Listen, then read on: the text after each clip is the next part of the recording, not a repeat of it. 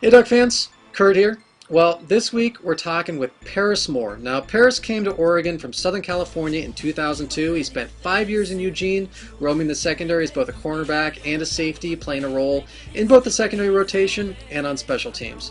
We welcome him now to the FishDuck One-On-One video podcast. How you doing, Parris? Doing pretty good, doing pretty good. I throw the How's, O for the O Nation. Already with the O, man. We love that. Well, we know you're a big, passionate Duck fan. Everyone who goes there comes away just loving the Ducks. But you were actually a fan before you ended up at Oregon. So you're from Southern California. So what was it that made you a Duck fan, and what made you decide to become a Duck amongst the other schools you were looking at? Basically, my uncle, he played 84 with Gary Zimmerman, Coach Don Pelham. Elliot Dunning, he used to play for the Ducks. He played DB. I forget his coach, probably Rich Brooks, but it was back in the day, 84, 85, because I know because that was the year that I was born. And he played there. My mom, obviously, is the sister, and she just bred Oregon, and ever since then, it's always been Oregon. I like Michigan, but Oregon came on top. So you grew up in the Tustin and Santa Ana areas. So, being a Duck in the middle of Trojan country, did you take a lot of crap from your buddies for that? Um, a little bit. Back when actually when I was in high school, I knew a lot of UCLA fans. Okay. So yeah, I got a lot of slack from UCLA fans. But now that I'm back, graduated, having fun, enjoying watching the Ducks continue the tradition that has been given to us since uh, the Hayward days. Um, it's it's just fun just talking a lot of smack, because Well, the reality is some of those UCLA fans are probably now Duck fans. oh yeah, yeah, it's a trip because even though you get a whole lot of smack or people that talk a lot of smack, you wear that Oregon Duck fan or that Oregon Duck shirt, and it just catches everyone's attention. And that's just everyone wants to pick on a Duck, but at the end of the day, we all know who You wins. came in 2002. Oregon was fresh off finishing number two in the country, off winning the Fiesta Bowl. And it was a big time of transition. That 2001 team had been very senior laden, of course, Joey Harrington and Keenan Howard, but also in the secondary, there was Steve Smith and Rashad Bowman at cornerback. And 2002, everyone came in knowing they have to replace two seniors at cornerback. So there was opportunities for freshmen to play. Yeah, it was a lot of competition going in. Yeah, I felt like a stud coming out of high school. The Ducks ranked number two in the nation. They just won the Tostitos Bowl, or was it The Fiesta? Fiesta Tostitos Bowl. Bowl, or the Fiesta Bowl. There you go. And I was just feeling myself and get there and find out that there's a whole lot of other good talent in the room that I have to compete with. And I got hurt the year after, so Hmm. I was still competing, but obviously I didn't win the job. Aaron Gibson won the job. Aaron Gibson was a phenomenal corner coming in. Had as what people didn't see was that he was just so quick. What teams did to him, where they would just keep running streaks and refill and run streaks again. But overall, it was a good year. We had Justin Finney was a good corner. Who was Actually, I think that year we just kept rotating every year. We had Sam Hughes, we had Justin Finney, we had Stephen Stephen Moore, Moore, we had Aaron Gibson, and all Bins those and yeah, Marcus Ends, Gilliam. yes, So Ryan Gilliam ended up coming in later, a year or two later, but that particular year, it was just a steady rotation. But it was hard, but you gotta learn off your mistakes. You gotta become better the next year. So right, your 2002 year you redshirted, and you were actually named Scout Player of the Week before the USC game. You received a lot of awards for your time spent on the scout team. And then 2003, you waited and waited and waited, and you didn't get your first playing experience until the Sun Bowl, the final game of the season. So, how difficult was it for you to sit, spend all that time working in '02, and then spend all the time working in '03 waiting until the very last game of the year you finally get a chance to go in? it was pretty crazy because my first year I was recruited by Coach Gilhammer, Hmm. and at the end of the year, we went to a bowl. I forget the bowl. 'Cause they don't Seattle even Bowl. have the Seattle Bowl. They don't even have the Seattle Bowl now. Um, he ended up leaving. He ended up, I think, coaching at Louisville or something, and that's when Coach Neal came in. Very first practice in pads of spring ball, I broke my ankle. So that took a while to heal. It was just crazy. I was frustrated because I wanted to show the new coach that I can go out there and hit and Right. run and do what I was recruited by Oregon, so I wanted to show him what I can do. And my ankle got broke and stayed out all year. Well, I probably wasn't cleared until maybe like the sixth or seventh game into the year. But I was still traveling with the team. Getting all the not the accolades, but the things, or getting used to what the team goes through when they're on when they're traveling, things like that. And then once I finally went in the bowl game, it was pretty. I had fun, but let's say the next year I regretted it because I had a chance to either sit out or go or play. And at the time, our rover was Marley Tucker, and I was backing him up on special teams at the time. And he was like, "Oh yeah, go out, and show them what you got." So the person waiting, like you said, Right. all those games, putting in your work, practice, and going on the field and seeing what's there to offer. Finally got in and had a time of my life for those 4 plays. And at the end of the game, I was like, that was probably I shouldn't have even did that move, because not only did I couldn't get a medical red shirt. Right.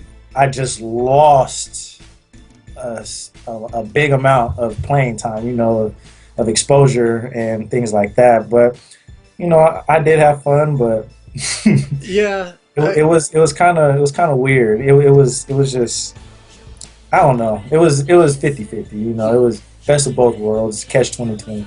Well, you'd waited a very long time to see the field, so it's understandable if you could be sitting there saying, "Do I really have to sit around for another 9 months and wait before I can actually step on the turf?" I mean, Yeah, come on.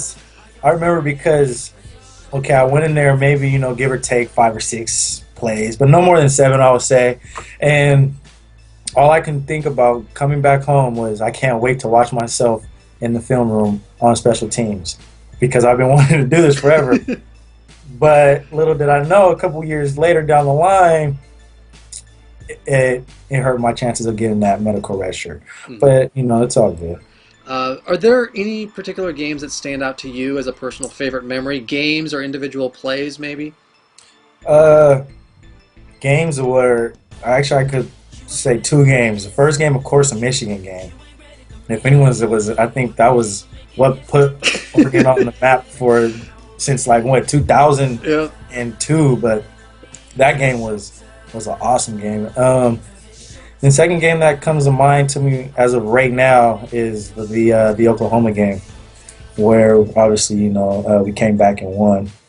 That was another big standout game where Dennis Dixon just brought us back. I think we were down by 6 or 7 points, and 14. we were 14, and we were 14 in running the against fourth quarter. time. Yeah. Man, I'm over here. My knowledge is going back. But yeah, we were down. I remember we were down when it was just a race against time, really, to get to pull it off and win, and we did. How about a personal favorite experience from your playing days? Do you have maybe a tackle that stands out, or a knockdown or something? Played Stanford. It was crazy because I was playing safety at the time, and JD was hurt. He got hurt, and I was just standing by coach, but I didn't have my helmet with me.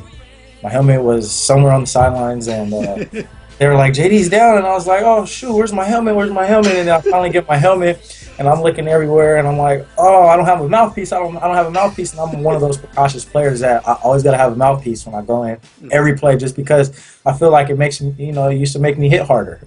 So it was I didn't have my mouthpiece, but we were playing cover two at the time, and they just threw a seam, and I broke it up, and that was next play JD came back in, but there was a couple plays, of course against the Arizona game. We were playing U of A. I was on special teams. When we blocked like four or five punts that game, and Aaron Gibson blocked like three. If Aaron Gibson wasn't there, my hand was right above his just to make sure. And that was actually a pretty fun game. Not all games are fun, but that was the most fun game because they didn't know how to stop us. Mm-hmm. We were just coming in, just blocking punts left and right, just being special. And another game that stands out in my mind will probably be Washington State. Special teams just coming in, and I did play first row on the kickoff team. I'm on the kickoff return team. I had to come down and or try to hit a couple big outside linebackers and linemen. Me, I'm only weighing my playing weight was like only 185, and I had to hit like people who were like 220, 230, and I cleaned up this one dude twice. So as of right now, I know I got a couple more plays, but right. In a little bit. What's it like coming out of that tunnel with the crowd just going crazy, following the motorcycle?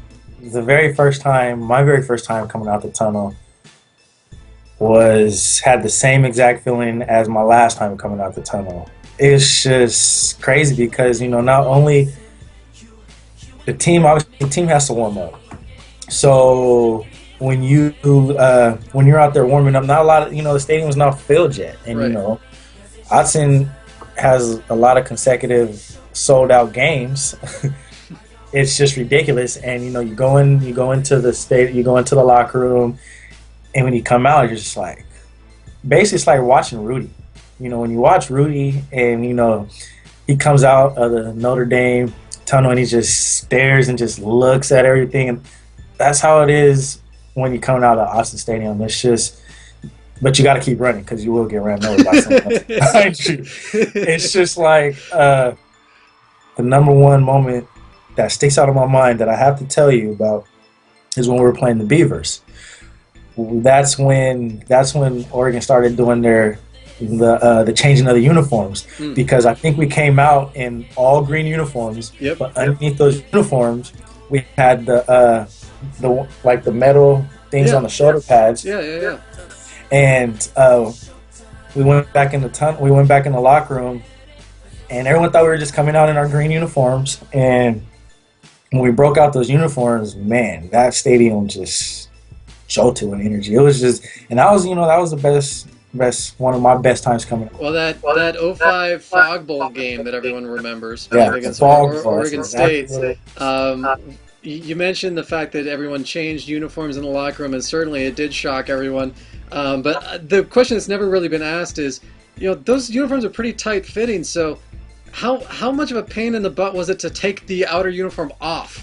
Woo. Like how long were guys struggling to actually get the old one off to have the new one on? Well, the people that sweat profusely, man, they just like struggling all over. You had like let's just say like you had a lineman, you had at least 4 or 5 guys pulling off that first jersey, right. And then and not to mention when you pull off, it's like pulling off a shirt, and your t-shirt's going to come up with it. So obviously the other jersey's going to come up with it. So you have like 3 other guys holding the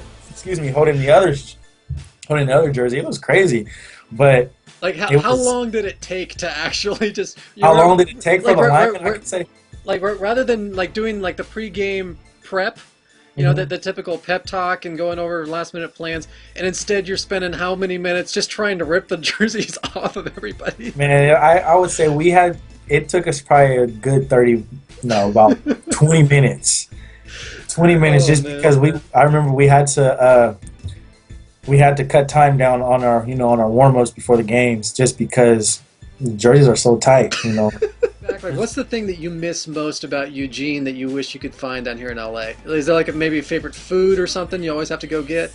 Oh yeah, it's for sure. It's Hawaiian time, man. Yep. And yeah, it's Hawaiian time. I don't know what there is about it, but last time I went up to Hawaiian Time, I actually got to speak to the founder of it. I was in Portland, and I was like, man, there has to be a way that we bring Hawaiian Time down to because you got to have a good location for it. Right. So I told him, let's bring it down Huntington Beach. You guys, of course it's under your name, but let me just own it. Let me just own it. California has a lot of different like Chinese food places, a lot of Hawaiian eatery spots, but for some reason, nothing that tastes like Hawaiian Time though. Nothing tastes like Hawaiian Time. Same thing with Carte de Frisco. You can't find anything that tastes like Carte de Frisco. So as soon as I get in town, straight for the cart, man. Straight for the cart. I feel you on that. Man, Hawaiian Time also it's what I love is the gel.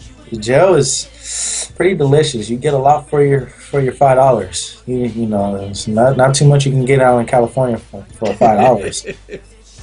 Especially that's good food. You go to McDonald's or something, but the gel and Hawaiian Time, those are the two things. If I'm gonna be in Eugene for a week, I'm eating those two every other day. Well, heads up to Eugene businesses. We'll trade you an In-N-Out burger from LA for a Carte de Frisco and a Hawaiian Time down here. For real. Well, Parris Moore, thank you so much for being a duck. Thank you for continuing to not only be a passionate fan, but to spread the knowledge that you gained in Eugene to the youth down here in California, hopefully seeding some future ducks. And best of luck in all future endeavors, man. Oh, man. Thank you, man. Appreciate it. Go Ducks.